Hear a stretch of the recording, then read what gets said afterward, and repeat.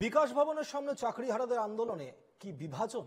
রবিবার সন্ধ্যে ৬টা নাগাদ একটি সাংবাদিক সম্মেলন করেন একাংশ।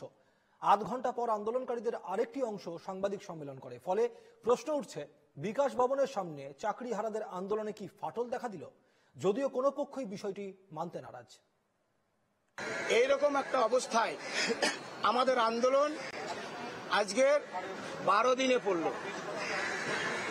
বিভিন্ন প্রতিবন্ধকতা আমাদের মধ্যে আছে, এগুলো থাকবে। তবুও এই আন্দোলনে যখন ঘোষণা হয়, আমাদের যে কটা অংশ যারা আজকের এই প্রেস মিডিয়ার বক্তব্য শুনবেন, তারা মিন্ময় মণ্ডল, ইশারুল ভাই, যোগ্য অধিকার মঞ্চ, সংগ্রামী যৌথ মঞ্চ,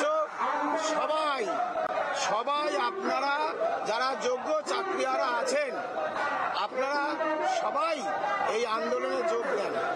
অনুমান করতে পারছেন, দেখছেন, কি বলবেন? বন্ধ করো। এখানেই দেখুন, ডিস্টার্ব হচ্ছে, আমি কি বলতে থাকবো? হ্যাঁ, এখন এই পরিস্থিতিতে মাইকটা বন্ধ হয়ে পিছুদা, মাইকটা বন্ধ করতে বলো। দেখুন অনিরুদ্ধ বাবু বারণ করলেন তো। দেখুন, আমরা বলতে চাই, এখানে একটা মাইক চলছে, দেখুন এইটাই কি অবস্থা আমাদের। আমরা বলতে চাই, আমাদের যোগ্য চাকরিহারারা যারা এই বক্তব্য শুনবেন, আপনারা দল মত ভেদাভেদকে নেতৃত্ব দিচ্ছে সব ভুলে আপনারা চাকরি বাঁচানোর লড়াইয়ে আসুন। চাকরি বাঁচানোর লড়াইয়ে আপনারা অংশগ্রহণ করুন। কারণ আমাদের ভেদাভেদ করলে চলবে না, আমাদের চাকরি বাঁচবে না। কারণ এখনো পর্যন্ত যা পরিস্থিতি আছে, আমরা কিন্তু আমাদের চাকরি বাঁচার সম্ভাবনা নেই একদম।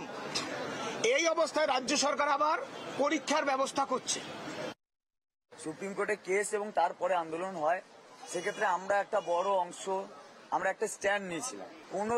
কোন রাজনৈতিক দলের কোন রকম সুবিধা না নিয়ে আমরা আন্দোলন চালাবো। অনেকেই আলাদা আলাদা ভাবে পিটিশনারের কাজ করেছে, অন্যান্য অনেকেই আলাদা আলাদা ভাবে তারা তাদের মতো করে আন্দোলন চালাচ্ছে।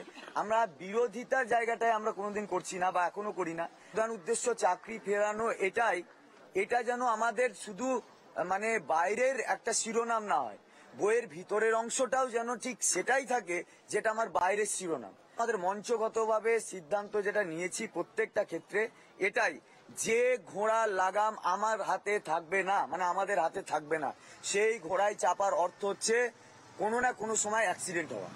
ওখানে প্রেস বাইট হচ্ছে বলে এখানে স্লোগানিং হচ্ছে এরকম ব্যাপার নিশ্চয় নয়। তারা স্লোগান দিচ্ছে অনেকক্ষণ ধরে, এটা তো আমাদের কন্টিনিউ চলছে। একটু আগেও মানে সেই দুপুর থেকে কন্টিনিউ স্লোগান চলে।